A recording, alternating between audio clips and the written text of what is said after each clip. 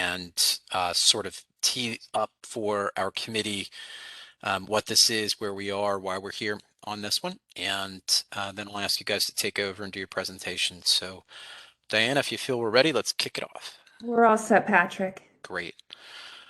Welcome everybody to the May 2022 meeting of Manhattan Community Board 1's Land Use, Zoning, and Economic Development Committee. I'm Patrick Cannell, chair of the committee, along with my co-chair, Laura Starr, waving there, and our wonderful CB1 Director of Planning and Land Use, Diana Sweetai. We have one item on the agenda tonight, which is a continuation of something we've seen before. This is the Manhattan Detention Center Sallyport Public Design application. The city team has come back to us following a an April 11th PDC hearing and decision there that I'll describe in a moment, to present some updates and some additional information that the PDC has specifically asked that we look at. I want to make sure for our committee members specifically, when we turn it to, we're here also for a possible supplemental resolution, but when we turn it to discussion and debate of the supplemental resolution, I want to make sure we're not retreading and relitigating old ground. We have for 2 months in December 2021 and January, I think, of this year, considered this application in great detail and have authored resolutions on the topic twice now, which resolutions still stand, and we want to make sure we'll keep in full force. But this is really an effort to supplement those resolutions with some updates to the design. So the city presented to the Public Design Commission, as I mentioned, in April 11th. The PDC voted to table and effectively remanded the application back to the community board to consider 3 things. First, the Public Design Commission would like the applicant to have the community board consider some additional design details, namely, those are additional design details to the proposed artwork that will be on the facade walls of the proposed interim Sallyport. You folks may remember that's something specifically this committee asked for more detail on and asked for more artwork, but in their designs earlier, those weren't available for us. So PDC has asked that the city come back and present those to the community board for our consideration. The commission also asked that the applicants earmark or show for the community board a problem that exists with the conditions underneath the site, which necessitates the interim Sallyport in the first place. In other words, in the commissioner's view, if the conditions at that site aren't going to change, the city needs to explain to us in better detail why it is that we need the interim Sallyport, because it seems as though the PDC accepts that necessity, but understands that we need more information and explanation on that. And then the third thing, and it was Commissioner Hawkinson who requested some more detail be presented on a window that's in the designs now. So with that, I turn it over to the city team to present, and then once you're done, just let me know and we'll take committee member questions and then open it up for any public questions, and the committee will consider and debate a possible supplemental resolution. So Lauren? Great, thanks. Let me share my screen and we will get going. Thank you for the very thorough introduction. That was great. Hopefully it'll be helpful to set some context for all of this. Get into full screen mode. Okay, everybody seeing my screen okay? Great. So we do have a number of slides to get through today, so we'll just jump right in. So as Pat was just saying, we are here today to present updates on the Sallyport design, the interim Sallyport design. We will also touch on, as we always do, schedule updates, community engagement and resources available to community members during construction, dismantlement and construction. Then we will talk about the Manhattan Detention Center artworks and the interim reproduction plan, the interim Sallyport design update, which is the main purpose of our presentation here today, and then we'll open it up for questions. I also want to note, after this, when we publish this presentation on our website, we will also make a version available with a Chinese translation, so it is available in both languages.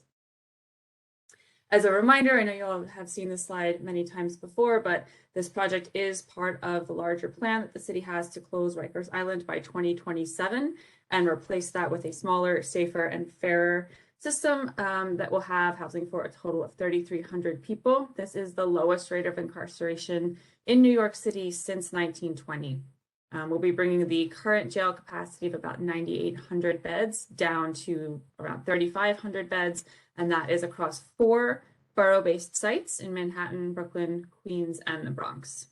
This is also part of DOC's larger effort that is a continued focus on re-entry and culture change in the jail system. In terms of our schedule, as you all know, that the notice to proceed for the dismantle and Sallyport portion of this project was received by the design build team in December of 2021. The interim Sallyport construction we do expect to begin in earnest this month and go from about May of this year till August. Dismantle will be slated for completion in the second quarter of 2023. This is the dismantle and Sallyport contract is one contract, and that is separate. It's considered our early works contract, separate from the future design build contract that will be issued for the design and the construction of the new facility. An RFP for that went out in December of 2021, and we expect to have the design builder for the new facility on board the first quarter of 2023, at which point we will be bringing that team here. We know a number of questions always come up at all these meetings about the future facility. So we do appreciate everyone's patience. Once we have the new team on board, the contract signed, we will be bringing them back here to this community board to present updates about that and answer questions. And this is all working towards substantial completion of the new facility by 2027, at which point the interim Sallyport that we're talking about today will be itself dismantled and removed. There will also be, just back to the facility design and construction, there will be a period of design input once we have the new DB team on board, where we actually show early concept designs and get feedback on that from the community. So that will be upcoming again around the start of the new year. There are a number of touch points that we've had to date with this community. This is a listing, it's a snapshot. It doesn't include everything we've done all the way in the past, but as you can see, we're trying to show here with some of these dividing lines is that we're well on our way to exceed this year, have more touch points than we have in the last couple of years. So we are working to kind of make sure that we're continuing to be in frequent contact with this community and providing updates as we go, as the project moves forward. On that note, we are committed to resuming the Neighborhood Advisory Committee.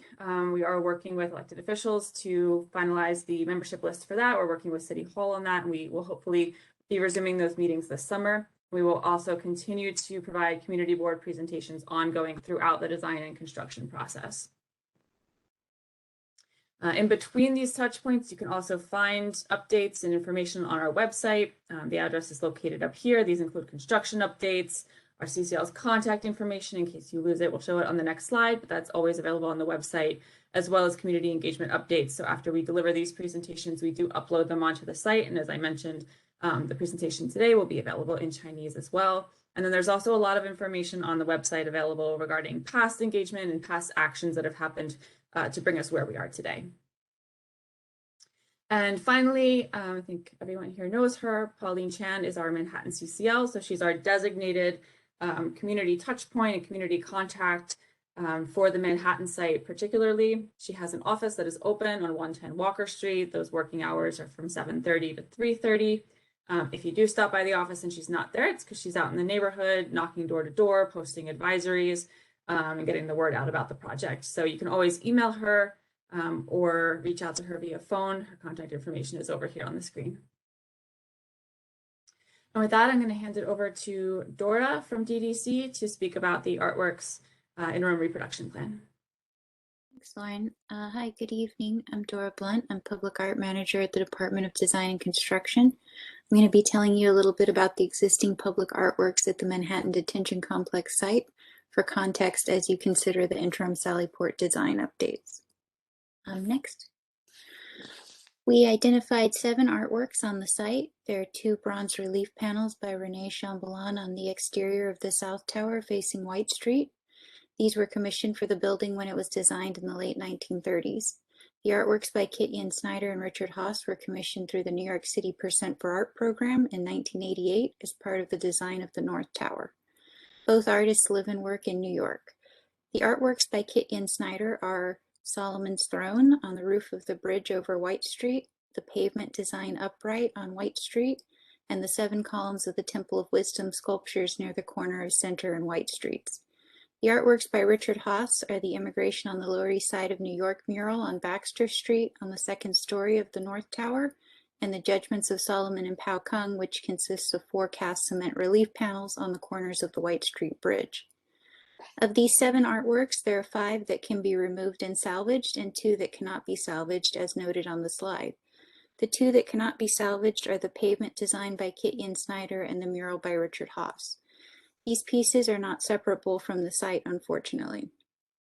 In the long term, we will be developing a proposal to recreate these artworks in new materials in consultation with the artists, either at the new BBJ Manhattan facility or at an alternative site. In the near term, we have identified an opportunity to temporarily display reproductions of these 2 artworks while construction work is ongoing at the site.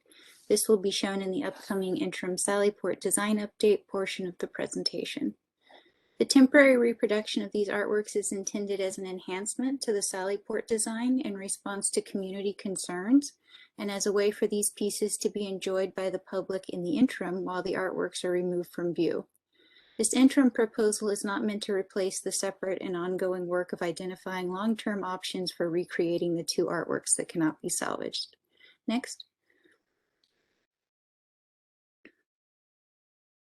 Now I'd like to share a little information about the 2 artworks we are proposing to incorporate into the interim Sallyport design. So could you go back one?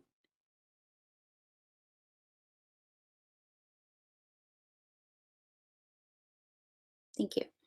The first is the Immigration on the Lower East Side of New York mural, which consists of 7 panels. There are 5 central panels, which each contain a square window, and 2 narrower end panels. According to the artist, the mural traces the history of successive waves of immigration in the 19th and 20th centuries to the Lower East Side and Chinatown. He conceived of it as a timeline of the immigration of various groups, focusing on everyday struggles rather than heroism, and described the importance of the site being adjacent to immigrant communities. This slide shows the artist's original maquettes for the mural. These are the scale drawings that were used as the basis of the painted mural on the side of the North Tower. Professional mural painters used a process of enlargement to copy the design onto the building at a much larger scale.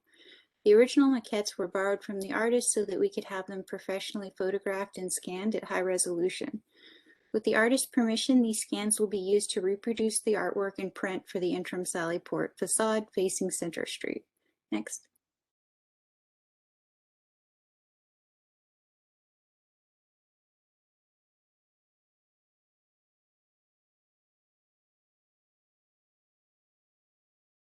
Sorry, Dora, it's just being a little slow. All right, there we go. No problem, thank you. The second artwork we're proposing to incorporate into the interim Sallyport design is the pavement design upright by Kit Yin Snyder. The artwork design includes a band at the perimeter with geometric shapes within, forming what the artist described as, quote, a geometric labyrinth. Within this geometric labyrinth, the pictograms of 2 Chinese characters are disguised, the characters meaning upright and righteousness, according to the artist. The original blueprint drawing for upright from 1988 has recently been verified in the field against as-built conditions, and a new CAD drawing has been created. With the artist's permission, the digital drawing will be used as the basis to reproduce the design in print for the interim Sallyport. Both artists have been consulted on the artwork concept designs for the interim Sallyport we are about to show and given their approval. Separately, once the design of the new facility begins next year, we will be working with the design team and artists to study options for relocating the salvaged artworks and recreating the other 2 pieces as part of the new site design.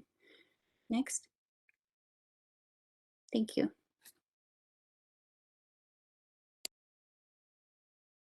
Hi, my name is Mercy Wong, and I'm the Senior Design Executive for the Project Architect from DDC. I'm here tonight to give you a little bit more background information and to talk about why the existing Sallyport cannot remain operational during dismantle work. Next. So I'm sure by now everyone is familiar. This is standing on Center Street looking at the existing Sally Port. The plan on the right, where it shows the blue shapes, are the existing Sally Port structure and the existing Manhattan Detention complex to be dismantled. And the existing Sally Port is also part of the dismantlement scope. Next, please. This is a street view with the proposed Sally Port sort of mapped out, and also the existing detention complex to be dismantled beyond, and which includes the existing Sally Port. Next, please. So why can't the existing Sally Port remain operational during dismantle work? Using the existing Sally Port during active dismantle activities would create a very serious safety risk at the site.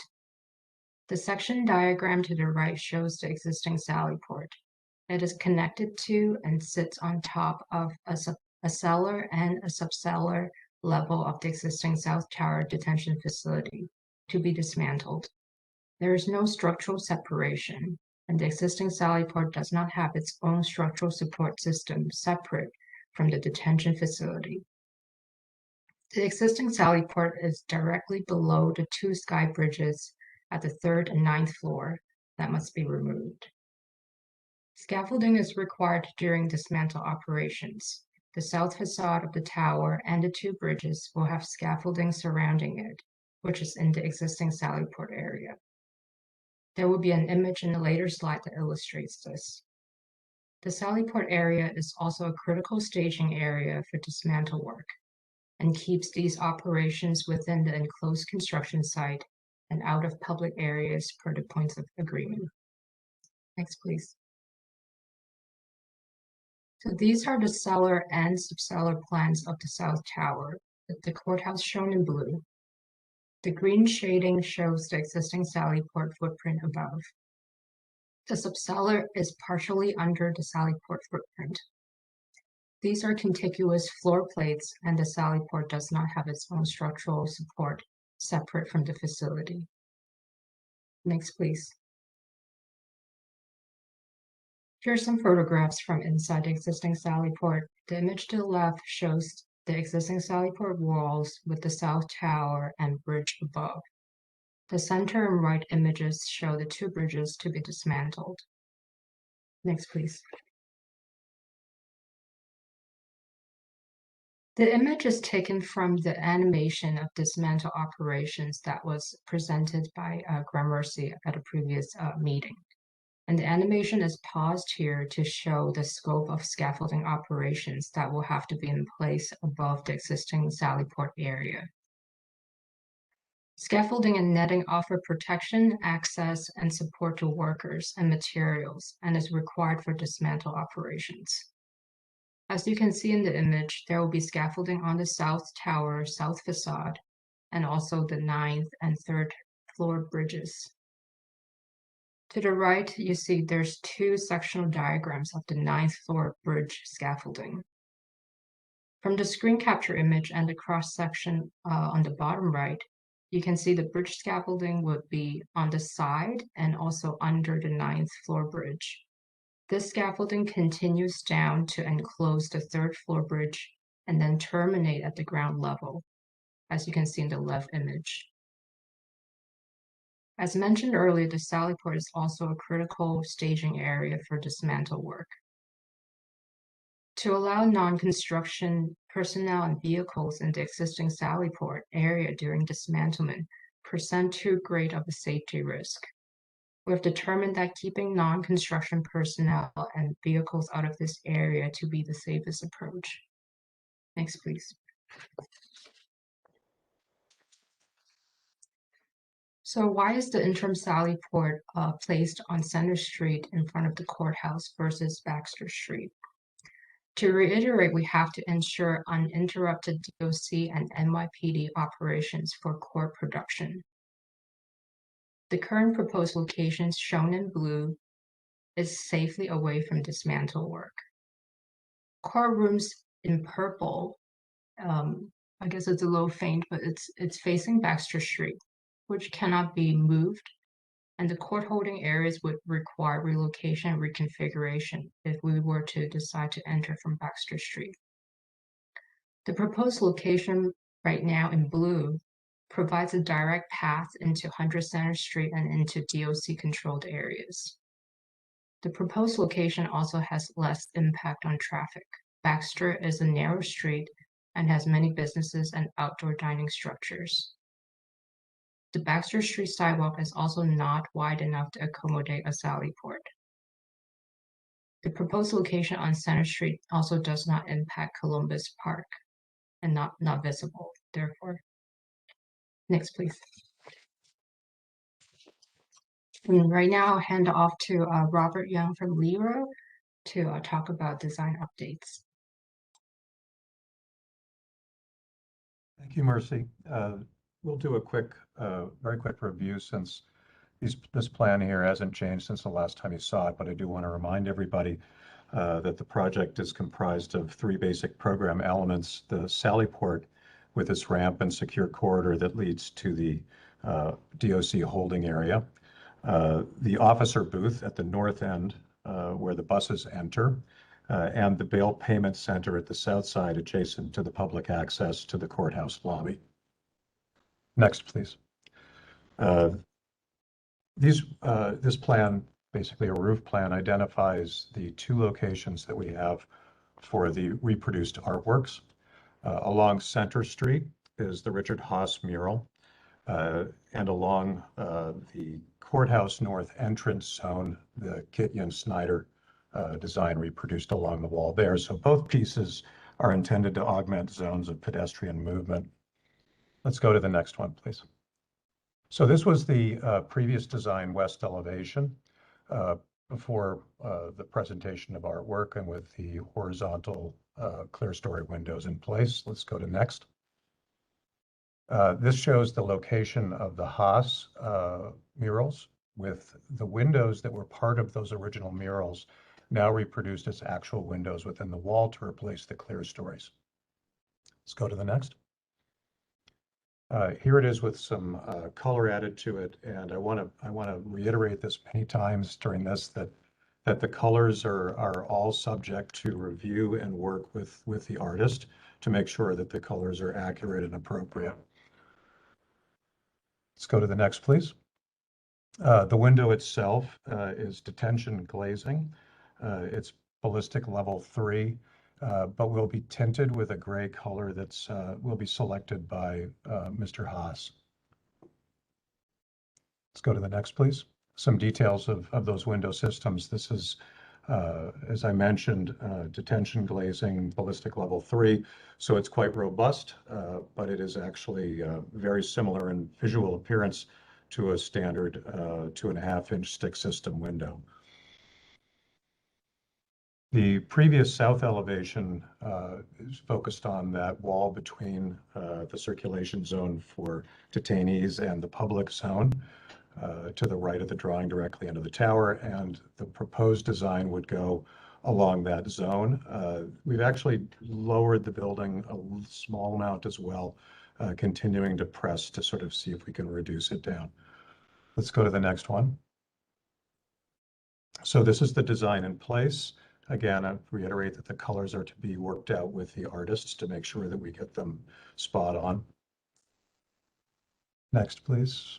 And I'd like to show a few views that show the variation or the difference with this art piece in place. This was the original view that we proposed, and the new one with the Haas murals in place. We've been working already to try to refine the colors to make sure that we can get closer to an accurate reproduction of what would be there. Let's go to the next, please. This is the north side that shows where the buses enter. And the next one, this is the new version of the same. Colors a little bit adjusted to make sure that it's more accurate. Next, please.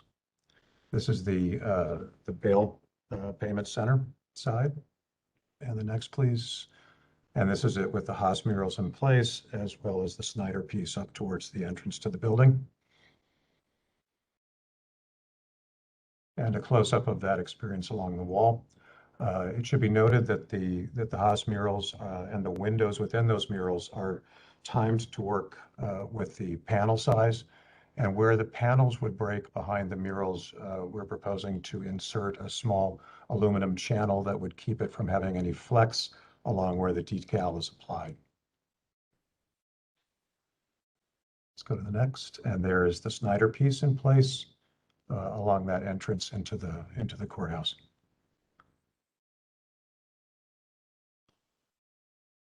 The new components that are in here that you have not seen before are the translucent windows, which are the level 3 ballistic, which will be tinted, and the aluminum wall decal, which is by a company called Matt Hatfield Art, which produces these relatively robust components. This one has a lifespan of about 5 years, and we are assured that as things happen, because inevitably they do, whether it's graffiti or color variation over time, they will be replaced so that they will constantly look good.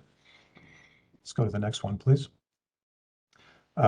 In addition, there are some mechanical equipment components that are necessary for the interim use along the site of the former Sally Port.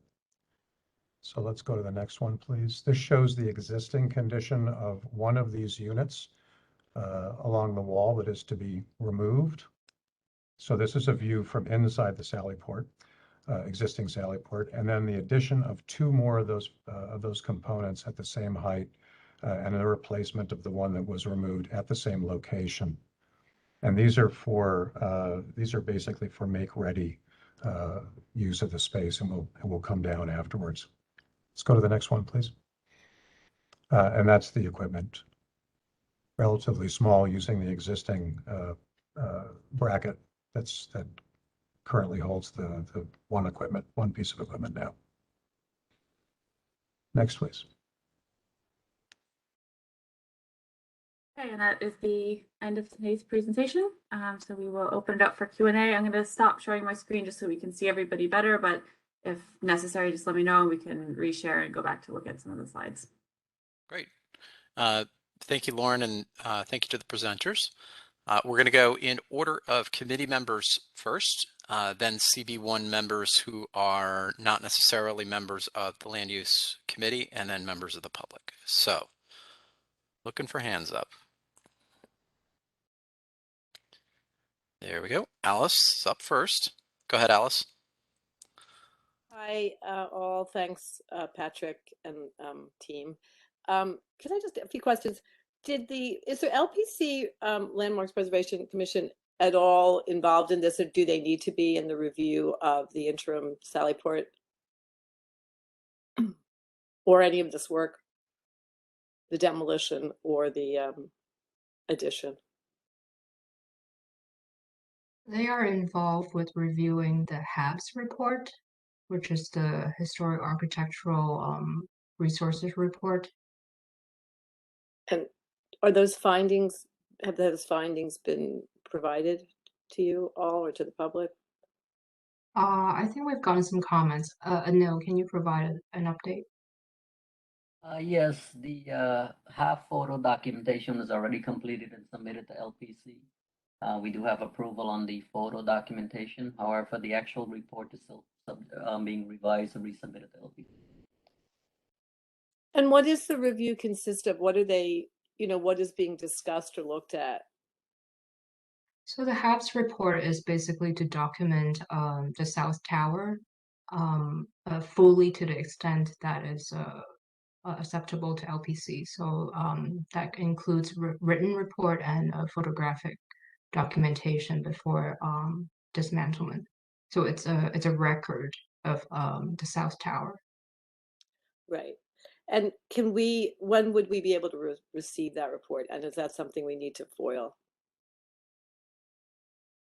I believe Request that will need to be foiled through the BDC FOIL process. As far as timing, Marcel, I defer back to you or Neil. Yeah, once it's approved by LPC, then you could FOIL it, yes. I'm not sure I understood that, Lauren. We do need to FOIL for that? I'm sorry, I couldn't hear you. Yeah. Yes. Okay. So I know that this community board had asked to have alternatives to review for, having the Sallyport work phased in such a way to allow that the existing Sallyport be readapted and reused. And we never, I mean, your position here is that this simply can't be done. But of course, if you were given the commission, I'm not sure if it's, I guess it's Libro I'm addressing, to just take down the North Tower, then obviously the Sallyport would still be being used. And so I guess the question came up, and I know Gramercy answered it actually when we were on site once with Lucian the other day. We discussed it again, which is that if the North building came down first, then of course you could keep the Sallyport. And this was we were told, a matter of timing, not actual construction problems, and the idea that there's a basement connecting these buildings. So it was a little confusing that on the one hand, first of all, that we never saw alternatives, or that was never discussed. Two, that the fact is that it could in fact be done according to Gramercy, but that it would double the time. And I thought that was a rather high estimate. So I'd love clarity on that. It seems like there's sort of conflicting information there. So one, it is impossible to provide any alternatives for phasing work over a 7-year period to allow for the existing Sallyport on Baxter and Center to remain. And two, that this is not a matter of timing, but in fact a matter of safety, essentially, is what I'm seeing here. Well, our current schedule is to have a concurrent dismantlement on both the North and South Tower. So that makes sort of your first scenario where North Tower is coming down first, not an option for us. And so if North and South going to come down together, then the Sallyport area it's not safe to have non-construction personnel in that zone. Well, yeah, I appreciate that. I guess the question then becomes, why not? And that was sort of what we had hoped to hear, or at least I had hoped to hear about. It just seems, again, tremendously wasteful and impactful for no particularly fully understandable reason. And then also Well, just, if I can, sorry, if I can yes, jump please. in. I mean, we are on a pretty tight schedule as right now, to meet the 2027 deadline. So, unless City Council allows for an extension, we really don't have a lot of float time per se. Right, but an analysis of that, there's sort of just off the cuff, it'll take double the time without any real presentation to this community that's asked now quite a few times about alternatives for this, seems a little, a tad unfair. I mean, let us see why this can't happen in terms of timing, why the North Tower can't come down without the South, and keeping I mean, this is a 7-year period we're talking about. That's a lot of years. There's a lot of time that potentially could be, you could keep these buildings up and not have this, this new construction on this in front of this beautiful courthouse. So I think that's unfortunate, and I would hold to that position that we've held to here, that this is not yet an adequate presentation as to the why not. And then if I could just ask, I can answer that. Go ahead. Good. Mm-hmm. Yeah, so I think sort of the scenario you were talking about might have been more feasible if it was one dismantle team to take care of both dismantle and the new facility. And we had ran into sort of procurement issues and trying to find a design builder that is big enough to do both. So therefore, what we have right now is dismantlement and new facility as two separate teams, and that sort of the overlap that could have been to save on scheduling, now it's not possible. The dismantle must be totally completed for the dismantle DB to get out of the site to turn it over to the new facility DB. So so that makes a sort of more compressed schedule more challenging. So that's my attempt at addressing your Right. I question. appreciate the attempt. There are other architects in this crowd here. I'm not going to, carry on the same point. And hopefully maybe they have another way to get in on this. But it isn't still unfortunately clear to me. And I guess I had another question, like just understanding, Lero is only hired to do the interim Sallyport. Is that correct? And make ready work that is inside the courthouse. So the Okay. dismantle project, yes, dismantle contract. They're the design architect, correct. But Gramercy is what then? Gramercy is a contractor. So the design build team consists of both the architect and contractor. Okay, so they had nothing to do with the design. They're just the contractor. But I thought they had designed the dismantlement. They're not. Mercy, let me jump in here. This is Anil. So Gramercy is the design builder. They retain Lero as the designer. So that's the setup right now. So we currently have Gramercy as the design builder, and Lero is the designer on the Gramercy. And their scope of work is to design the Sallyport and provide all design services as it relates to the dismantle project. Okay. And then lastly, this recent series of news articles that we've all seen about Rikers Island potentially going into federal receivership, would that affect, I'm sure you guys are aware of this, will that affect the borough-based jail plans at all? I know that's an unrelated question, but I just am curious because it would affect the timing aspect of this. And this is America calling from the mayor's office. We do not have any information yet because we're waiting on a second hearing at the end of this month on the receivership. So we do not have any information on that yet. I think it's a critical point that maybe needs to be addressed in this round of this resolution, if we're writing one, just in order to underscore the importance of not rushing ahead on something which may not actually happen. So anyway, those are my main points and the questions, and I appreciate the answers. Thanks very much. Thanks, Alice. Vicky? Thank you, Patrick. I'm going to start by saying what I think most of us are thinking here. I cannot address the art issues until I address some of the much larger issues that are not only happening now, but will happen as a result of this enormous construction on a narrow street. I'm going to start by saying that the other day, I tried to bicycle up Lafayette Street.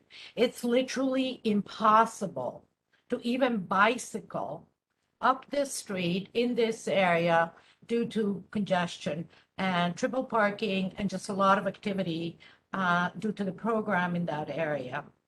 No matter how many times we tell the city, and I'm glad the city's here tonight, that this is not what we want the elected officials to do, you're doing it. So it's really frustrating to listen to this over and over and over. You're charging ahead and making most of us very, very angry. Now, I have a question. I know for a fact that when you pour a slab per floor in an area about this size, it takes about 14 hours, maybe 16, depending on how well we're coordinated. That's 16 hours. And sometimes it takes us 200 concrete trucks that cannot park linearly, but they have to keep going around and around and around until their turn comes. You do not think about this stuff. The people in the area cannot bear the noise. The noise is extreme. We have seniors, we have children in this tight neighborhood on a narrow street that is already incredibly congested. So how on earth do you think 200 trucks will go around one block or maybe two? So not only inconvenience Center Street, but Lafayette, the one over, the neighborhood. I mean, had you actually thought about the practicalities of doing construction at this level in this tight spot? That's my question and statement.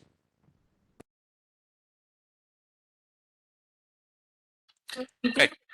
Just attended the Quality of Life Committee a couple of weeks ago, where we try to address construction-related concerns and routines related to construction we have Lero, the design architects, here tonight to talk about the Sallyport design. So I would like to, try to encourage questions about the Sallyport design while we have those people, here tonight and ready to speak to that.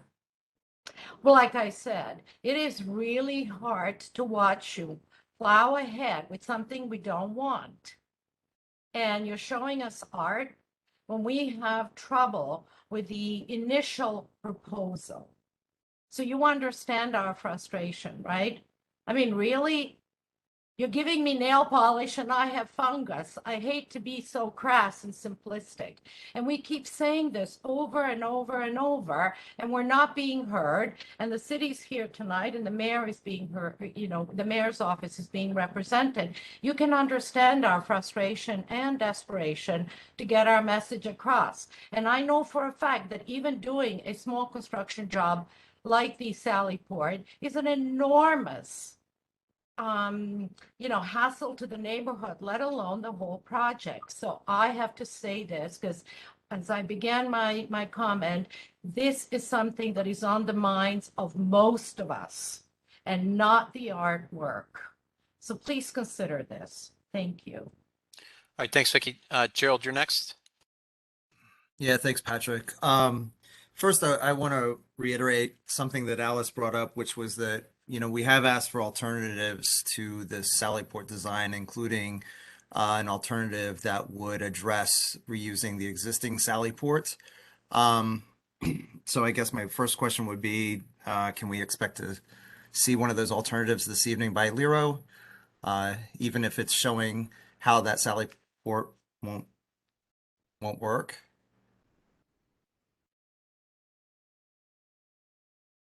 So the slides that we included in tonight's presentation are providing an overview of why the existing Sallyport cannot remain in place, given all of the different points that Mercy went over earlier. There aren't additional slides that we're planning to show tonight. That is the analysis and why we're not keeping the existing Sallyport. Okay, and secondly, I've asked this question before. What was the criteria that the city used to determine that a concrete building that's less than 40 years old is obsolete and deemed for demolition? And is that information available, those reports available to the community board and the community at large? Are you specifically only asking about the North Tower?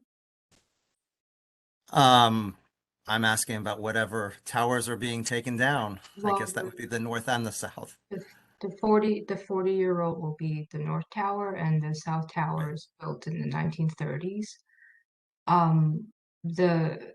The study we've undertaken revealed to us that the structural loading may not be adequate for the new facility, and on top of that, the floor-to-floor ceiling heights are not adequate, not compliant to code to be reused, and most of all, the existing layout and the existing towers are not ADA compliant.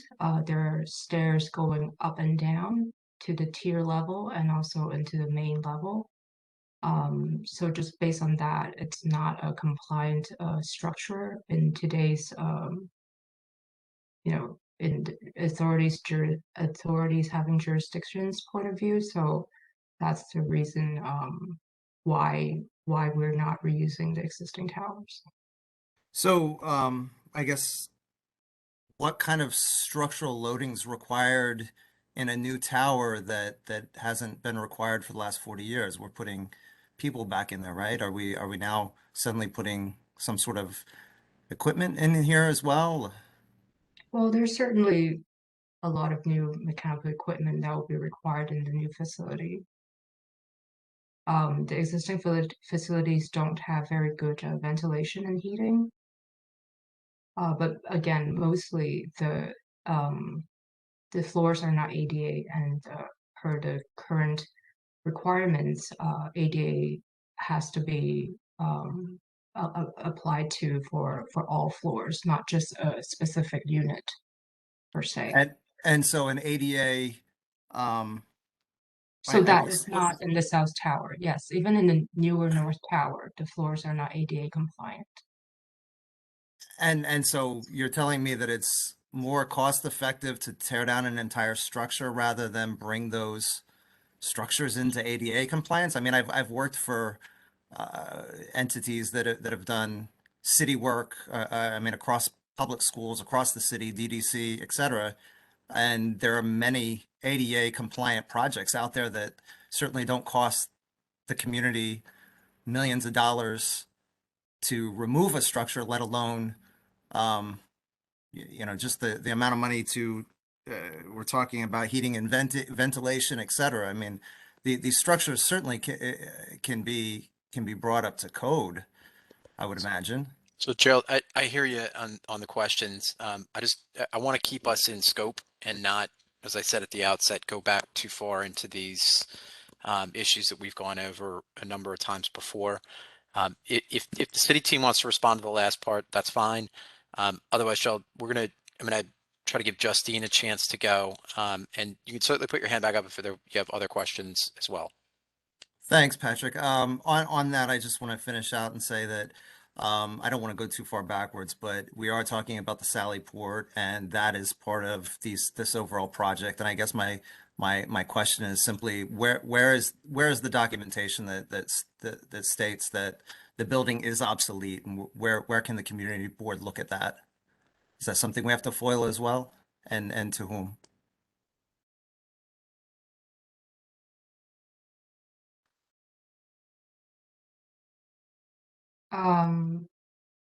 I believe it will be the usual protocols, so it will be foiled. Yes. And that would be through DDC? I think we might have to get back to you on that, whether it's the mayor's office or DDC. Thank you. All right, thanks, Gerald. Justine Kuchin. Thank you so much, Patrick. I'm not going to take too long because I basically was going to echo what Gerald was saying. I don't understand, and I have not seen why there can't be a renovation. I understand it's not compliant, but I don't understand why there can't be a renovation or changes made to the existing structure on the inside that makes it compliant.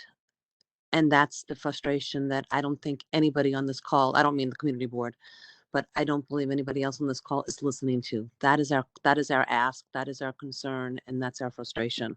But I'm not going to waste time because, as you said, it's beyond the scope of this call and this meeting. Thank you. Thanks, Justine. Alice, I see you have your hand up again. We do have one member of the public who would like to speak. Can you be quick, or would you like No, us I to come just back was to you? gonna, in relation to this, I guess I'm gonna ask Percy, have you spoken with Peter Sampton? You're aware that he is on record and published a letter just a few months ago. He is the architect from Grusz and Sampton who actually did the renovation. You say the building was built, and I'm talking about the South Tower in the 1930s, precisely 1938 to 41.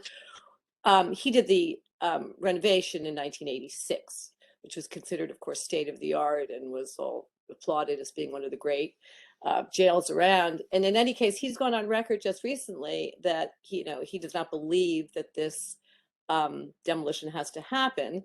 And then off the record, there are architects at Urbane who worked on that project in 1993 who have also stated that they do not believe the building has to come down. And this is directly related to the Sally Port, because of course that would then bring forward the idea that we've been supporting in our resolutions, which is to use them.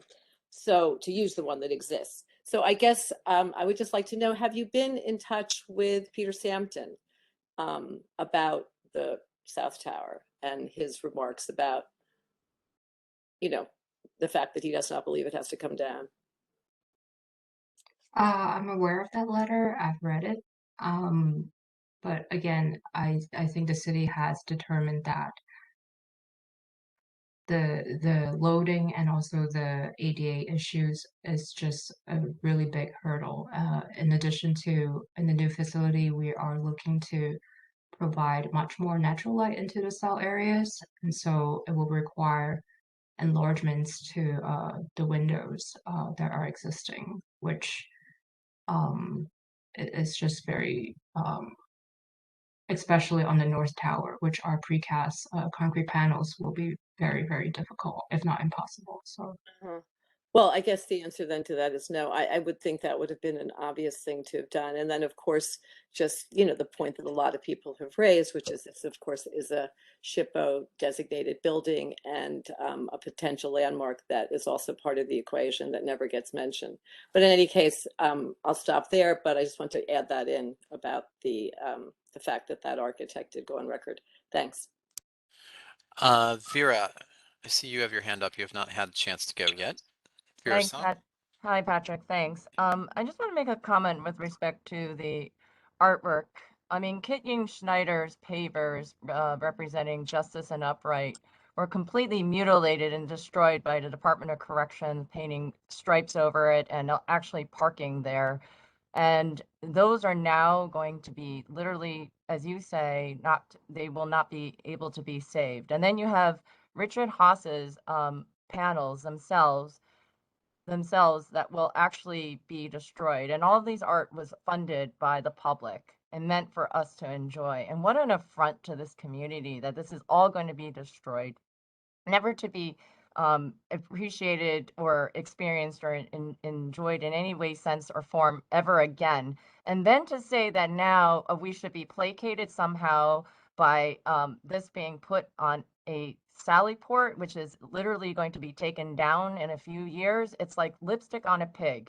And I really, really am so upset about how the artwork is being treated and how the artists are being treated in this case. And what a bad precedent it is being set as well, too. I don't even know how I could vote, in favor of this Sallyport design or the artwork being on the Sallyport. Thanks, Patrick. Gotcha. Thanks, Vera. Seeing no other committee member hands up or community board member hands up, we're going to go to the public and in this order. And I'm sorry, I don't have a last name for you, but John, Jon, will be first, Edward Kucha, then Susan Lee. Excuse me, Patrick. Yes. This is Dora Blunt from DDC. Could I respond to that last comment, please? I'd just like to correct the record. Okay, if you'd like. Thank you. Yeah, thank you. I tried to make clear in the presentation that this is an interim reproduction of these two artworks. We have committed to recreating the two artworks that we cannot salvage as part of the new facility that will be designed. So they're not going away forever. This is a temporary situation, and we're trying to find a way to make them available to the public in that interim period. But as I said, we will be looking for a permanent recreation of those two pieces, and in addition to the other pieces that will be salvaged that will be reinstalled. And just to clarify, we have consulted with the artists on those proposals. We've consulted with the artists all along. We've been in touch with them for the last 2 years, and we continue to consult with them moving forward. Thank you. Thanks, Roy, for that information and clarification. Point taken. So John, then Edward Kucha, then Susan Lee. Great. Thanks. Hi, this is John Alpert. I'm the founder of DCTV, the landmark firehouse that's the closest public institution to the site, a landmark building, and I thought until recently a facility that was appreciated by the city. And we will be affected by the Sallyport and every other activity that's there. At 5 of the last public meetings, I raised the vulnerability of our building, and we're told that the city would pay attention and come by. We'd receive a letter. The letter never came. As this meeting started, an email surfaced from the city. It addressed not directly to us, but to a generic group of institutions. And the letter stated that it was not the city's belief that they were required to study the effect of this construction upon our building. I'd like to dispute that. I think it's required by law for a number of reasons. Our proximity, our landmark status, our not-for-profit status demand legally that our building be studied. The letter states that we are coming to study it, that your building, we simply stated that it is not considered within the area of influence of construction that requires us to do a pre-construction survey. However, understanding the historic status of the building and that you have showed that there are pre-existing cracks in your foundation, out of sensitivity to that, Gramercy, our contractor, has agreed to conduct the pre-construction survey and monitoring of your building. So you are receiving the pre-construction survey and the monitoring of your building. So I appreciate that, and I'm glad the city is finally coming around. What I do not want is me working with you to be a concession to the assertion that you're really not required to pay attention to our building, because I think you are, and I think you should. So I want to make sure that our cooperation with you is not an admission by us that you are excused from the responsibilities towards our building. Can I get that answer from you? I don't understand the premise of your question. We have said that we are coming and we will include you in the pre-construction survey and monitoring of your building. Correct. Okay. All I'm saying is that it's preceded by a sentence that you don't think you're required to do this, but you're sort of doing this out of recognition of this. But I also think you're legally required to do it. So I'm going to say, so that everybody can witness this, that my doors are open to you, but I don't think that you have any self-granted exclusion from your responsibility, and I appreciate you coming. And I would also like to point out that we are a not-for-profit with pennies instead of the city's billions, and we retrofitted our 100-year-old landmark firehouse to be ADA compliant and received an award from the mayor's office for doing so. And if we can do it, you can do it. Thank you very much. All right, thanks, John. Point taken. And just want to remind folks, we are trying to stay in scope and on topic. Our Quality of Life Committee of the Community Board will be reviewing on a regular basis construction issues going forward, quality of life issues around construction means, methods, etc.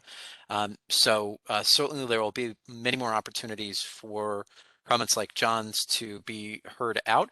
I want to try to focus, folks, if we can, on the very narrow issues that we're here to review and come to a possible supplemental resolution on with respect to the updated designs and artwork at the Sallyport and the other issues that I identified at the top of the meeting. With that, Edward, then Susan Lee, then Jonathan Hollander.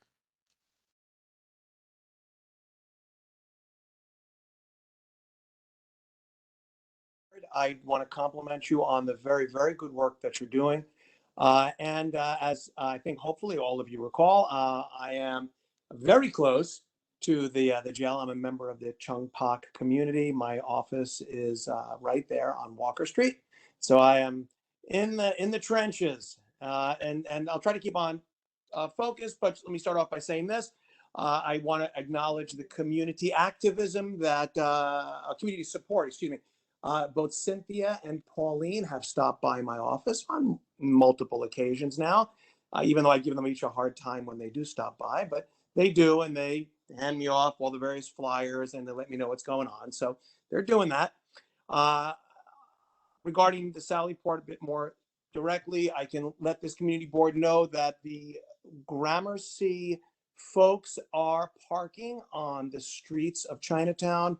I'm sorry, I was not able to get a photo of them doing this, but I've seen them regularly getting in and out of their cars and putting the money in the meters there. I know that there's something that was spoken that the construction folks said they would not do. They are doing. So this is something I think this community board needs to know about. The fencing on Baxter Street, it's not specifically as to the Sallyport, but it is horrific. They have completely closed Baxter Street.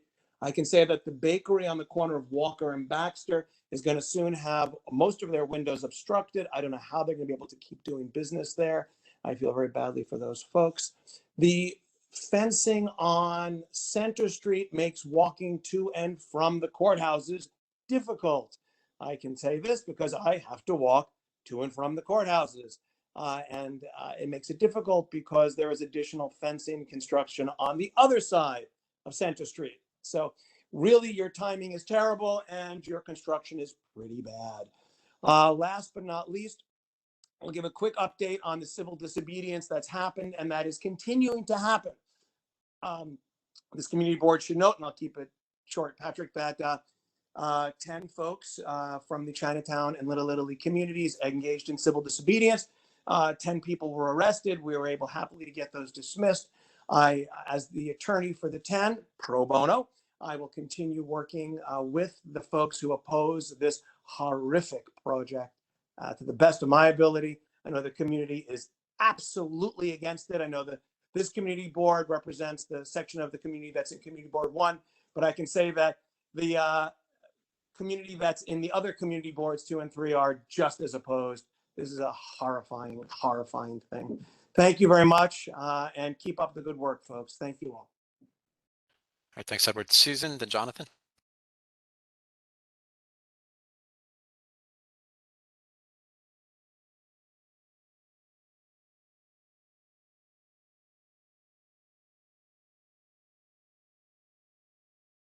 My name is Susan Lee. I'm a resident at Tribeca. I am also a member of the Chinatown community. I am actually one of the 10 that were arrested for civil disobedience. I just want to echo what Vera Sung said in terms of the artwork, the destruction of the artwork. It was supposed to be a public good, something for the public, and it's been destroyed. And by putting it on the Sally Port and then having it removed later on at another time shows that the continued disrespect for public art, but also another disrespect to the community. It demonstrates how time and time again the city will destroy, replace in communities of color without recognizing that these services are not needed. We do not want these public art to be destroyed. We want art, we want green space, and we don't have that with the current construction. So those are my comments, and I hope that you will take them to heart. Thank you, Susan. And just to reiterate Dora's earlier point, this is not the final location for the artworks.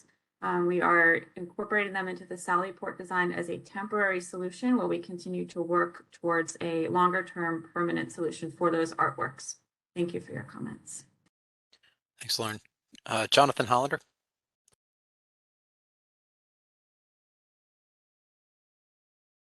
Can you hear me? Yes. Yes, thank you very much. Just a final comment, listening to all of the very intelligent remarks and perceptions that have been given by Alice and others.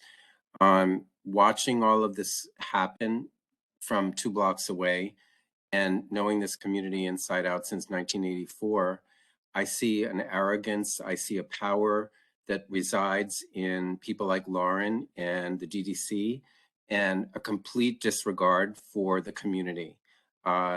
Especially at a time when Asian hate crimes are up and when Chinatown is struggling with all of the effects of the COVID, 9/11, the recession, everything.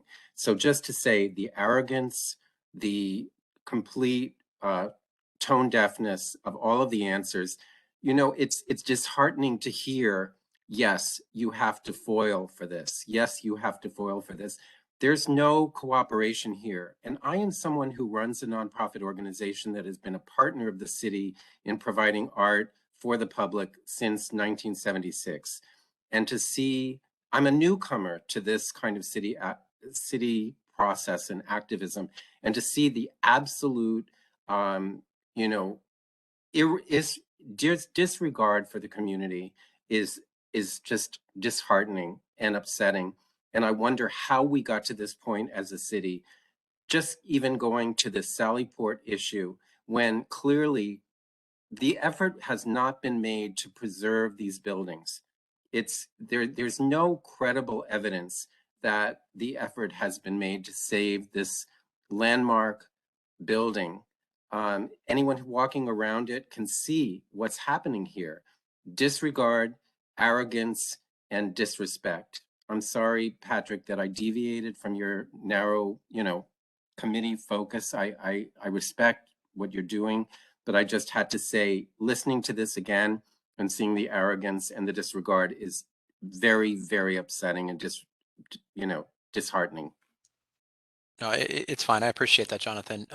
I would join you in the notion that I think it's, and I hope that the city team, particularly the Mayor's Community Affairs Unit, who has a representative here, will reconsider the position that things need to be foiled. I mean, we are a New York City charter organized entity, the community board, and I would think that a city agency would be willing to share documents and that we wouldn't have to go through a FOIL process to get them. That always surprises me when a city agency comes immediately with that answer, because when you say that, it seems like there's something to hide. It's just weird.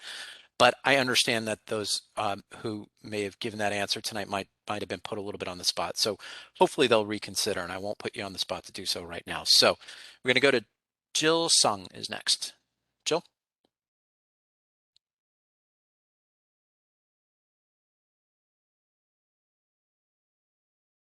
It seems like from the pictures you showed, vehicles will be coming in and out of, I believe you said the north end. Is that correct? Of the interim Sally Port? Yes, the interim Sally Port.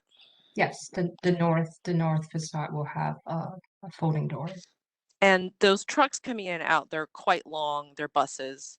How will they go back onto the street once they come out of the Sally Port, temporary Sally Port? Robert, and actually Lauren, if you can bring back up the auto turn analyses, I think that shows the path.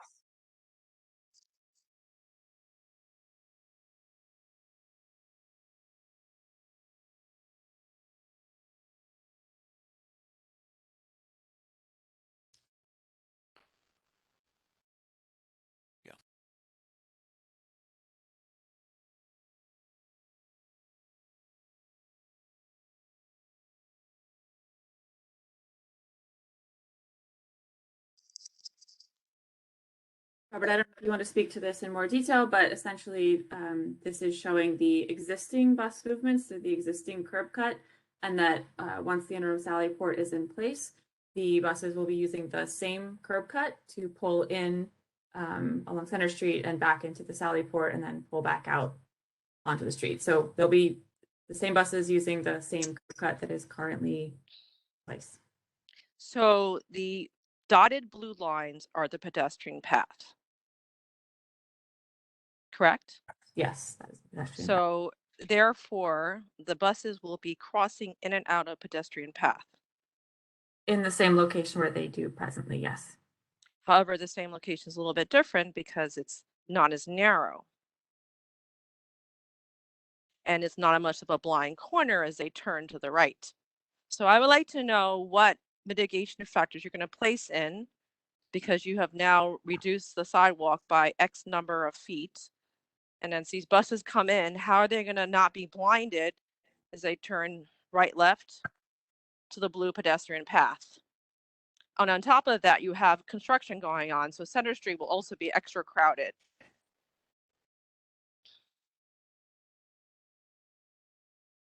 Sure, I want to see if Anil or Robert would like to speak to this.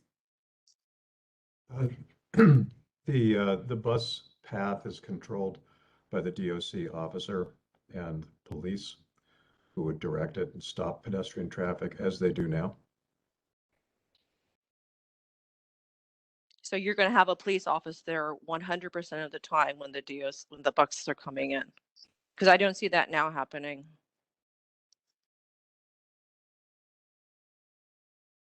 Sasha, is that something that DOC can speak to? I think that we can just speak to, I can only reiterate what has already been said, that the path is the same as the path that is currently used, and our transportation measures will likely reflect that. And, you know, I apologize, I do not have the exact details for how those plans are worked out, but I can definitely work with our transportation division on getting more information around that. Yes, because I want to re-emphasize the picture I'm seeing right now is existing bus movement where the truck is coming straight out to the Center Street. However, when you do the temporary Sally Port, it'll be running parallel to the sidewalk. So once again, I believe there will be a blind corner as the bus makes a left coming out or in. Am I reading this properly? Well, no, this is a nil. No, currently the bus pulls in from Center Street into the existing Sally Port and backs out on Center Street. the new interim sally port, the bus will be pulling into the sidewalk, which is a secure space, back into the sally port, and then drive out of the interim sally port. Correct, but it will be going into the side. What I'm trying to say to you is because the interim sally port is parallel to the sidewalk, as it pulls out and makes a left, it may not see the pedestrians walking down the path because it's pulling a sidewalk sidewise. When the bus pulls out, there's always a escort guiding the bus out. I have not seen that. So I just want to It ensure is. that we have complete, I would like to see that played out in a real, I would like to see, as a community member who walks that street constantly, to see that 100% played out, plus the fact and take into account for the fact that you'll have multiple cars going in and out of Center Street, heightened by the fact there'll be construction trucks coming in and out of Center Street. I would like to see that spelled out. I would like to see actual plans before this starts, because I can tell you I'm walking those streets now and it's not exaggeration what a mess it is. It's a total mess right now. We are walking off the sidewalk because you have to account for the fence that's being built. Correct, and that once the sally port is up, that sidewalk will come back. I know, but I'm just saying to you, during those interim time period and while this is happening, you're going to have multiple cars, trucks coming in and out, and there's no protection at all to the pedestrian based upon what I'm seeing. And I'm requesting as a community member that you come up with a very clear, specific plan how to protect the pedestrians walking through that path as these trucks pull in and out on the blind side, specifically. Yes, Gramercy has a traffic mitigation plan that we could share. Thank you. Throughout this whole process, not just when they're building the sally port, the interim sally port. That is correct. And we need to have commitments from whoever is driving that truck, DOC, every city agency, that they will cooperate. And if they don't, we need to know what are the accountability factors we can hold them to. Because we have people walking around with strollers down that sidewalk. We have people walking with walkers down that sidewalk.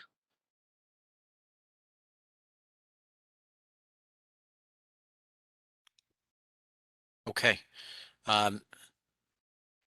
Thanks. That's a good comment too. And again, want to encourage folks when the issue is on the agenda to visit the Quality of Life Committee.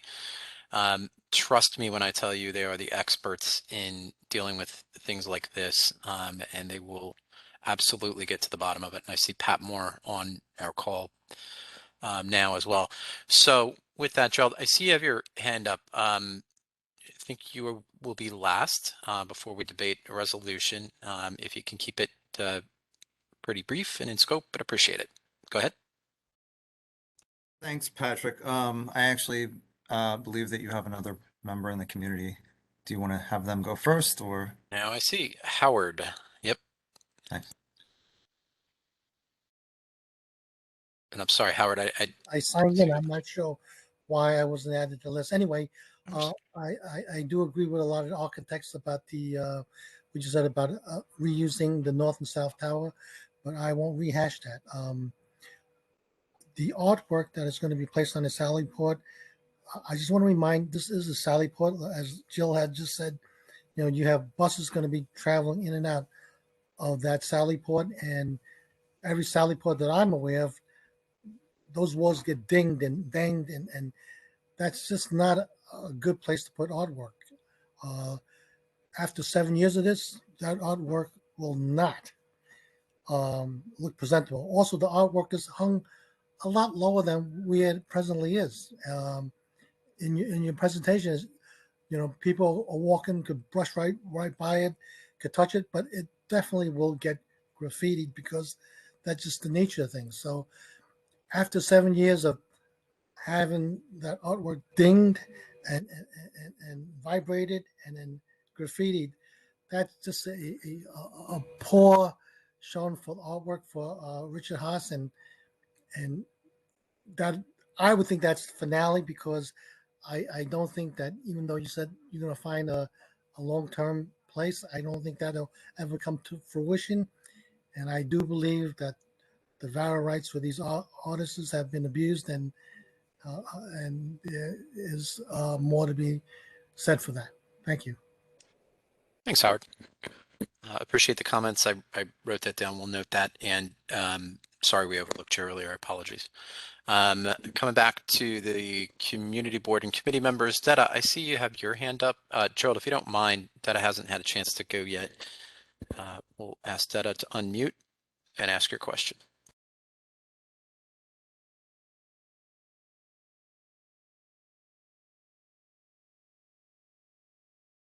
Okay, hey, I didn't want to ask a question. I actually just wanted to say thanks to the city employees who are here on the call, answering whatever questions they can and answering them to the best of their ability and giving out whatever information they're able to give out. I mean, I'm hearing there's a lot of frustration with it, but I just wanted to give them credit for the hard work they're doing. Thank you. Thanks, Detta. Okay, Gerald. Yeah, thanks, Patrick. So going back to this issue of the artwork, so I think if I understand correctly, the artwork that's going on the Sally Port will be a replication. Is that correct, Lauren? That's not the original, that's just a replication or something. Correct. It is a replication intended to be temporary. We look for a permanent way to incorporate the artwork. Thank you. And let's see here, I have to go back. So the Sally Port removal will be 2027. It's 2022, so that's 5 years. So earlier you had said that this is not the final location of the artwork as well. I guess my question is, what is the final location of the artwork? What's the time frame for it to be reinstalled? And what is the cost to the community to remove it, store it, and then also reinstall it? Dora, would you like to speak a little bit more to the process for how the city is looking at incorporating the artwork? Sure. As stated previously, next year and first quarter of 2023, we expect the design builder for the new facility to be brought on board. And at that point, we will be working with the design builder and the artists to work on proposals for relocating those artworks. So there'll be a design process that will be undertaken, and then eventually, sometime before the facility opens, usually is when the artworks would be reinstalled. So, somewhere around 2027, they would be reinstalled. 2027, okay. And the cost, I guess, at least you must have a cost to remove it considering you're going through demolition right now. I don't know a specific cost. It's part of the whole dismantle project. It's not something that's pulled out specifically as a line item. Okay. And can you give the community a bit of assurance as to like where is this stuff stored typically? So the artworks that will be salvaged will be stored in custom crates that will be made for each particular piece. Those crates will be stored inside of a secure container on Rikers Island. Okay, on Rikers. Okay. All right. I think, Patrick, I just wanted to add then, I guess that, as far as a resolution's concerned, that, maybe we include something that talks about the artwork being stored securely, but more importantly, that it's reinstalled in the immediate neighborhood, preferably at the site, as well as within, I don't know, I mean, I'd like to see it happen within 3 years. My personal experience with situations like this is artwork gets stored somewhere, administrations change, it's completely forgotten about. And at some point, 10, 15, 20 years down the road, when liquidations are happening, it's just kind of handed over into a dump somewhere. So I do think we need something more, assurance that this is going to be reinstalled and specifically within the community, the immediate neighborhood. Thank you. Thanks. Rosa Chang. Thank you very much. I just wanted to say that I really appreciate everything that everybody has said before. I know it's been a long discussion, and also sort of, share my frustration with the way that this is this never-ending cycle of no progress. Regarding the redesign of the Sallyport, since that's what we're supposed to be talking about, I actually am happy that you went back and took a look at it as a community requested, and that you did make the attempt to actually integrate some version of the original artwork into the Sallyport. There was no way it could have gotten uglier, so it's definitely an improvement. It's not what we were looking for a variety of reasons, but I do appreciate the attempt very much. So I want to thank you for the attempt and for listening regarding the Sallyport. But as someone else said, it is like lipstick on a pig, right? So I'm wondering, first of all, if you could share with us the legal text that requires that the entirety of these buildings now be ADA compliant. I think I would appreciate that, because I don't understand that, because a lot of times, things are not able to be fully ADA compliant and they're grandfathered that way. And these are existing buildings, these are historical buildings. And so I would like to see the text that legally requires that every square inch of this building be ADA compliant before we spend billions of dollars in actually demolishing them, building a new building, and in the meanwhile traumatizing a neighborhood for a decade or more. So that would be one request. The other request would be that if it is in fact required to be ADA compliant, and we are able to verify that ourselves, then did you do a full analysis of the building to see what would be required, how much it would cost, frankly, to convert the building to become ADA compliant? Because if I cannot imagine, it's not even imagination, it is not possible that converting the building to become ADA compliant costs more than the billions you are proposing to spend on this one location. And that's not even taking into consideration the trauma to the neighborhood, but just the cost, the dollar value of converting the building to compliance. To me, is there an analysis that exists? Were drawings done? Or is that just like an easy excuse as to why you need to do this? I would like to know that before you go through this crazy effort and enormous cost of public dollars, that the full due diligence was done to make sure that that other option, which would be much significantly less traumatizing to the neighborhood, has been done fully and thoroughly. So this is Sasha from the Department of Correction, and I just wanted to make one point, and I do really respect the fact that I am now going out of scope, and so I apologize. But I know that ADA compliance and access for all people is one core part of this program. But as we have reiterated and will continue to reiterate, it's only one piece of the program. We are doing this to build modern, humane facilities that really provide access to communities and access to programming for people in custody. And so the square footage, that is required to provide what we believe is a humane program for the people who are in our custody is not possible to rehab and fit within the existing footprint of the two towers, in addition to all of the other structural and compliance pieces that the architects tonight have already said. And so what is the difference in terms of the actual programming? I don't have those. I believe we've provided those numbers prior, and I can, we can get them back for you. I apologize. I don't have them in front of me. Okay, but then Sasha, so are you saying basically that the ADA is not actually the requirement? That's not actually the reason why you're doing this? I'm saying it's a piece of the puzzle.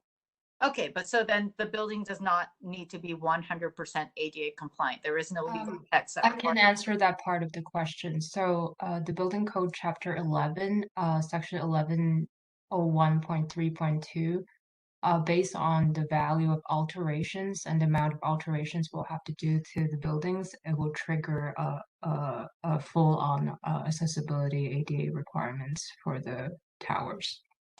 And what is the amount that triggers it? Basically, it says here that if the alteration, the value of alteration exceeds 50% of the value of the existing building. So the basic tenet of making a space accessible in general is if you touch it, then you have to make it accessible. So as we mentioned, the amount of alterations required to these two towers is really great, and pretty much every inch will have to be altered. So that would trigger and the requirement to make it accessible. All right, guys, I'm going to jump in here. We're at an hour and a half, and we're now back to talking about the adaptive reuse of the towers. I really got to move us along. Rosa, can you wrap up quickly? And then I see Justine has her hand up, and Gerald, again, we really need to get to a resolution on this if we're going to do a resolution tonight. It's an hour and a half already. Let's go.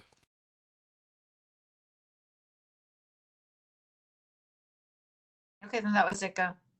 Thank you, Rosa. Justine? Thank you so much. What I would like to do is actually focusing on the resolution, and I know I'm not part of this committee, although I am part of the community board. I thought that what Rosa brought up in terms of the cost, I think it was Rosa, the cost, and Gerald too, of taking down all the artwork, replacing the two pieces, or doing some temporary work for the two pieces that they can't replace, that are going to be destroyed, then having them replicated again, storage, blah, blah, blah, putting them back in place. I would really ask this community board, and I would ask that this resolution specifically call upon whether it's the DDC, but all the entities here, to break out the costs of everything, and keeping it specific to the Sally Port and specific to the artwork. I would personally like to know every level of costs associated with it. And then I'd also like to know, which again, maybe it's not this committee, maybe it's not this resolution, but I would like to know the differential in costs, even if you have to redo the whole building for ADA specifications and the programming. I would like to know the costs specifically laid out to know what the distinctions are. But that was my comment. Thank you. Thanks, Justine. And what we can do is, I hear your point. We can go back and revisit the application documents that we have, see if there's anything that's in there. And if there is not, we can point out the absence of that in a resolution. I want to point out as well, because I should have said this at the outset, so sorry, folks. Given the timing of PDC's May hearing, which, Diana, correct me if I'm wrong, but I think it's May 16th, we are not going to be able to have a resolution fully adopted by the board. So here's the plan. If we come up with a resolution tonight, we will ask that the chair of the community board author a letter sending that resolution to PDC, noting the committee's vote, and suggesting that absent something extraordinary, we would assume that this would be adopted by the full board, and we will let PDC know as and when it is. But here's what we've got in the meantime. PDC is not going to wait for us to adopt this at the full board. So we want to make sure that we get something thoughtful together pretty quickly. And by the way, we've authored 2 other resolutions on the necessity and all of our thoughts on the design of the interim Sally Port itself. Of course, we will reference those and include copies of those resolutions in any supplemental resolution, but I suspect, based on the comments we heard at PDC's April 11th hearing, that they are already quite well aware of them. So with that, it appears that we continue to have, Gerald, you have your hand back up? Oh, Sorry, Patrick. Yeah, I don't know how it got taken down there. So understanding we want to move forward to our resolution this evening, and we're an hour and a half into this. I just want to, I do want to address the Sally Port a little bit. I'm not really sure how to go back and state that, this is, for starters, this is our committee meeting, so this is the time we have to speak these things. And whether it's the artwork, whether it's the overall project, I think that Rosa had just brought up the question about what is the difference in the actual programming to Sasha, and it's not an issue of monetary at this. That question is not an issue of monetary funding, but rather or monetary programming, but rather that is a question of why. It just goes back to the same question. Why is this project moving forward? I don't believe that the community has an understanding as to why these buildings are obsolete, why they can't be brought up to speed. And if it's a programming issue, we just want to hear about it. I mean, so does this mean that jail cells aren't large enough, or they need to be subdivided? There's not enough light. We really haven't seen this, and it's been going on for months now. So the fact that we're dealing with a Sally Port is very difficult. It's very difficult to look at a minute area of this overall project when the whole community is not on board for this project. So with that, I still want to see options for reusing the existing Sally Ports. We've asked for it. I think the community deserves it. This is why we have community boards, and we're all working together. So thank you. Okay, so what I'm hearing on a resolution is that we would like to advise PDC that, do folks have comments specifically on the temporary artwork and the design, specifically the design of it, that you'd want included in a resolution? I mean, I think the comments, I'm sorry, is this something we jump in or should we raise? Yeah, just go ahead, jump in.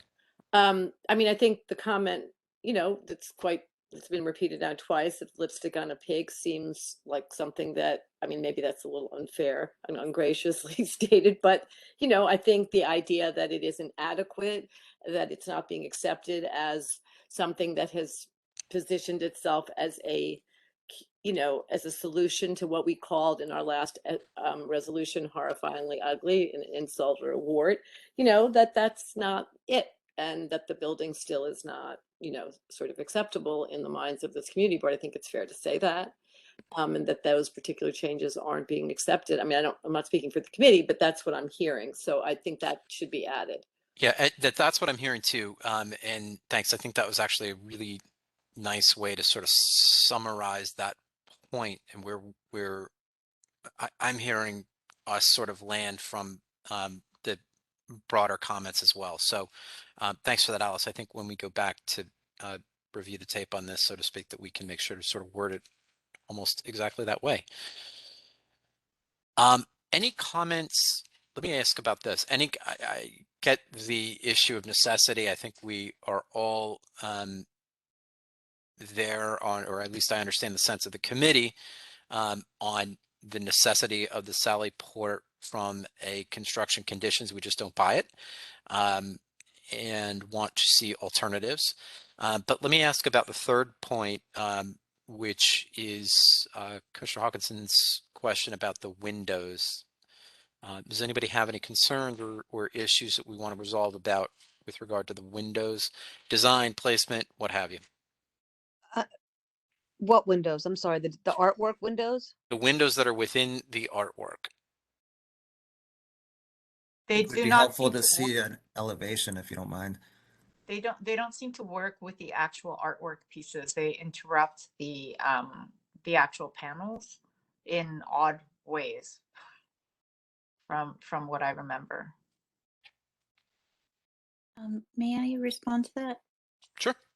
Thank you. The artwork as conceived by Richard Haas on the existing North Tower has windows in 5 of the panels. So this is replicating that design, and we did this in consultation with Richard Haas. This was his preference. So we presented him with several options to include or not include the windows, and he wanted us to incorporate the windows in the same placement as they are in his original design. Thank you for that, Dora. Okay. Yeah, with that said, I have no comment. If that's what the artist wants and that's what's happening, that makes sense to me, but that's just one voice.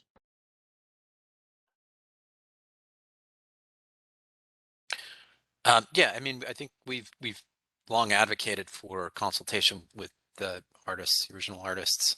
So happy to see that that's happening. And you know, obviously, this is a much smaller point in a broader resolution. But do folks have strong opinions for or against? I'm sorry, for and against what? The windows, the design of the windows, how they're placed. Just say I didn't focus, so I can't really comment. I'm not sure. I mean, I think the lipstick on a pig assumes the windows wherever they've landed. I don't know. I don't really, I didn't follow that closely enough, so I'm gonna have to say I don't know. Yeah, I mean, because it's for the temporary, right, on the Sally Port, I'm assuming it's gonna be on like on a fence or something. It doesn't really matter. And then, It's going to be on the walls, the exterior facade walls. right, but they haven't given us the design of anything yet, right? Or am I missing that? So we don't know anything of where it's gonna be placed, what floors, what anything. So it's sort of, I don't know how. No. We're talking about the art on the temporary art installations on the Sally Port, which is a, I don't know, 1 to 2 story structure, 1.5 story structure on the outside of a building, not the art as it will be replaced on the eventual final buildings. I see. We're talking about the temporary art itself. And the applicant The temporary art on the temporary Sally Port, correct? Can the applicant put it back up? Maybe that would help, Patrick, just for everyone to take a look, just so we know what we're being asked. Dense about it. But I guess I would go back to the cost of it all, because this is all taxpayer money that we're putting forth to do all of this. And screen, you know, oh, I see. Okay.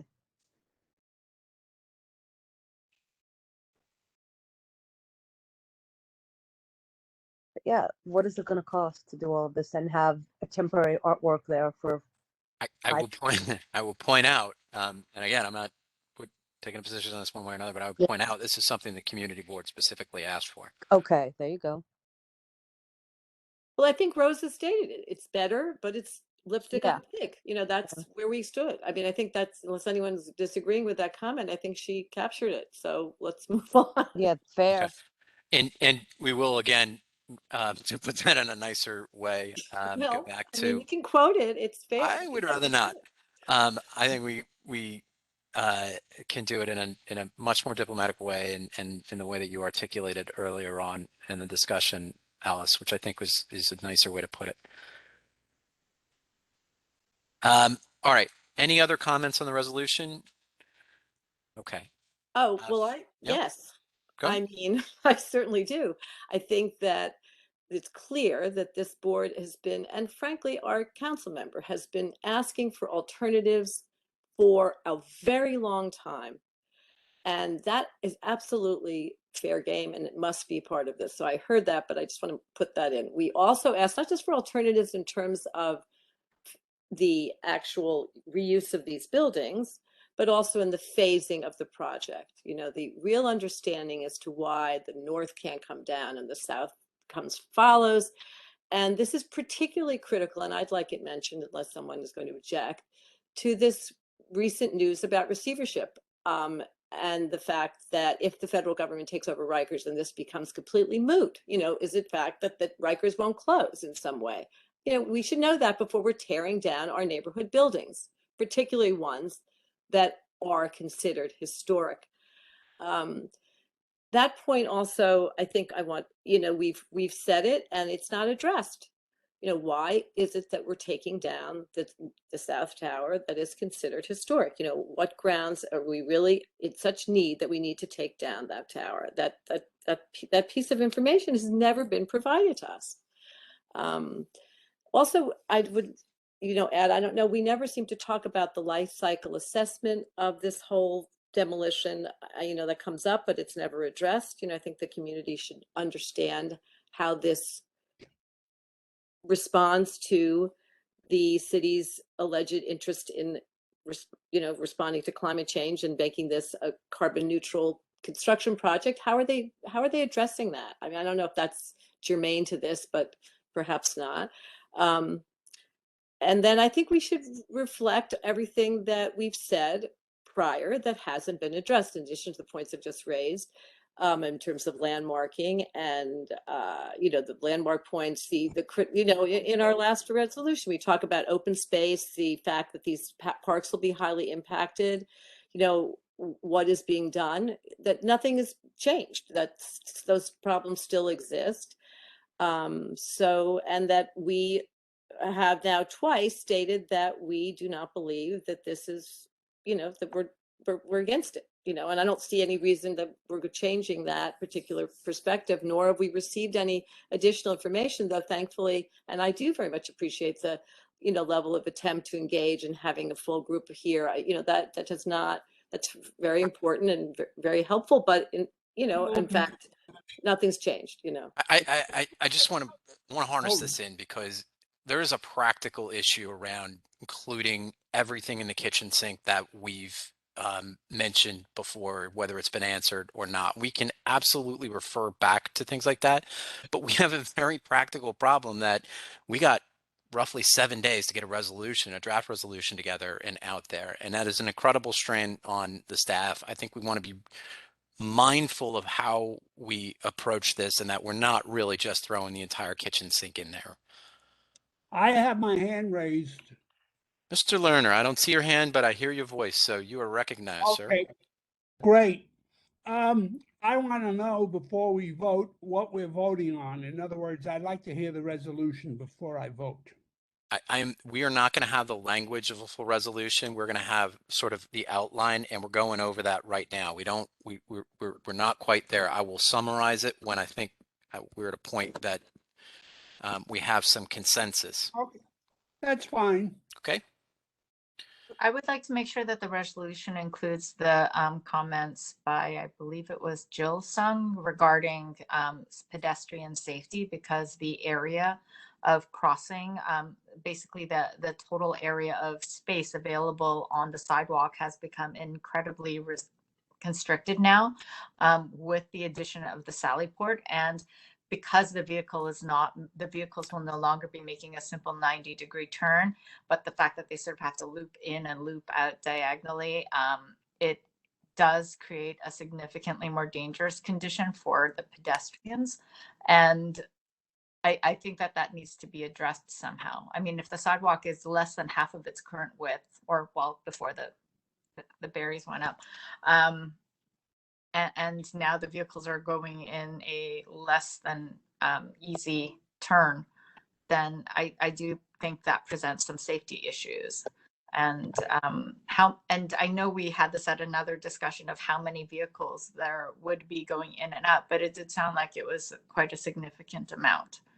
And so that is an enormous impact on being able to utilize that sidewalk during those hours. And again, my only response to that is, and it's not to quibble with the points themselves, it's that we've said them before. They're in our prior resolutions. They also go to things that are being addressed by the Quality of Life Committee. I would hope we can focus this thing and not try to saddle the staff with coming up with a 19-page resolution in the next several days that we got to get to the PDC. I promise you folks, we've addressed it in prior resolutions. We will refer back to those resolutions and include copies of those resolutions. We in it, a simple way to do it, we've talked about asking for having a police officer or some staff to direct traffic for ingress and egress. That's like a one-sentence thing that addresses what she was saying. I don't know that we've asked for it in that detail. And again, you're thinking it's not this. I would leave that to the Quality of Life Committee to address really specific items like that, or even the Transportation Committee if that becomes a transportation issue. I mean, this is about design. This is a public design application. Stationing flaggers and cops. We got to harness it in. Richard, I see you have your hand up. You have not spoken. Yeah, thanks, Patrick. And forgive me if this is slightly off topic, but you yourself and others have raised this, and I think it's important enough to include it, which somewhere, if not here, but hopefully here. And that is the issue of needing to foil everything, because that slows up our work. It makes it nearly impossible to do some of the things we want to do. And I think somewhere along the line, that issue needs to be raised for the city. Yeah, it seems to me we could work in a sentence in a resolution here about that when we're talking about uh, the notion that we've asked when we're talking about the necessity point that PDC asked us to review, and to Gerald and Alice's and others points that we've asked for alternative designs. We've asked for other proposals and other information that go to the necessity issue, but have not gotten any of it. We certainly will make that point in a summary fashion in the resolution. And I think, also a quick sentence to note that at this meeting, it was represented that we'd need to foil it, and that doesn't seem to be right. We can certainly include that, and I would support that personally. I also personally, and as chair of the committee, urge the city team here, and specifically the mayor's office, to reconsider that position. But in any event, I hear your point, Richard. Thanks. It actually might merit another resolution, Patrick, later down the road that addresses simply foiling on behalf of community boards generally. I mean, it's an actual interesting issue. It is, and certainly I would think we could take that through executive committee. It touches on so many other committees, Yep. youth and ed, everybody's got that problem. Yep. Bringing it back to the Sally Port for a second in this resolution. Yes, please. I would just like to, I don't know how we get this in there, but the resolution needs to reflect that the proposed temporary Sally ports not become permanent. The proposed temporary Sally port not become permanent? That somehow Correct. it gets stalled and it doesn't get changed is what I think what Gerald is going to. That it's not removed by 2027. I mean, that's part of the premise of the presentation, is that the Sally port will be removed by 2027. I would assume that our resolution is going to be, from the sounds of it, perhaps not supportive of the Sally port on the basis of wanting other alternatives explored. At the same time, it somehow needs to reflect the fact that we have a temporary proposal out there on the table, and that it should in no way, shape, or form be considered permanent or supported by the community as wanting it to be permanent. That despite the lack of support for this design of the temporary Sally port, that in no event should, that the Sally port, the temporary Sally port, should have an expiry on it. Exactly. Thank you. All right. That we can certainly include. All right. We're approaching 2 hours. Let's outline what I'm hearing the sense of the committee as for a resolution, and then folks can vote what I'm about to summarize and outline up or down. Unfortunately, we won't have the ability to circulate a draft, I can't imagine, before we need to really quickly get this together. So I want to thank everybody for their comments on the record tonight, because that will help us as we go back and put this together. On the 3 questions that the Public Design Commission asked us to review, one is, and why don't I start with the bigger issue, which is the necessity of the temporary Sally or the interim Sally port, given the conditions, the construction conditions beneath the structure. It sounds like the committee is opposed to the necessity, is not convinced that there is a necessity for it, because we've asked for alternative designs and proposals and still have not been provided with them, and therefore are unable to conclude that this is in the first place even necessary. Second, with regard to the temporary art installations, and I'll include the question about the windows in this as well, because I do think they go hand in hand. While we're appreciative that the applicant has heard our concerns and come up with some designs, we think the designs are inadequate for the purposes of the space, and are that could be improved upon. That's summarizing it at a high level for our therefore be it resolves. In the whereases, we will, of course, reference our prior resolutions, the fact that we've asked for information, don't believe it's been provided. We'll talk as well about the FOIL point that Richard just mentioned as well. And then when we are talking about the necessity of the Sally Port, and I guess this is actually in the therefore be it resolved, we'll make the point that, you know, while we are not convinced of the necessity in the first place, if the city goes forward with this, that there be an expiration, a time certain when the temporary structure will come down and that it keep its interim status. All right, I think I got everything, right?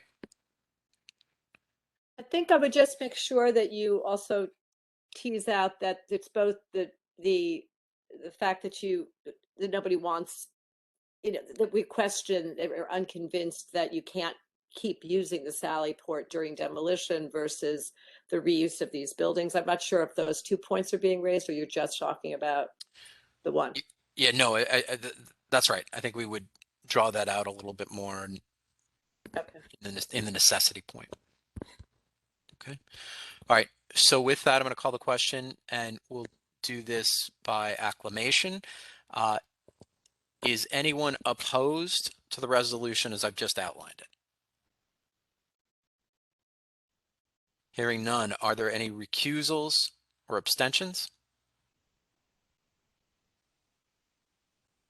All right. Hearing none, it appears that the resolution passes unanimously. In opposing what we've been provided, is that in opposition to? Is that correct? It is a negative resolution that'll be sent to PDC. Okay. All right, everybody. Thanks for hanging in there. With that, we're adjourned, and Thanks, we'll Patrick. see everybody soon. Thanks so Take much, care. Patrick. Have a good night. Thank you. Good night. Bye. And thank you to all the city folks who are here tonight too. Yeah. Thank And you. thank you for Yes, listening very and much. putting up with our pushback. And thank you for letting me speak too, Patrick. Have a lovely night, Sure. everybody. Good Take night. care. Bye. Thank you all.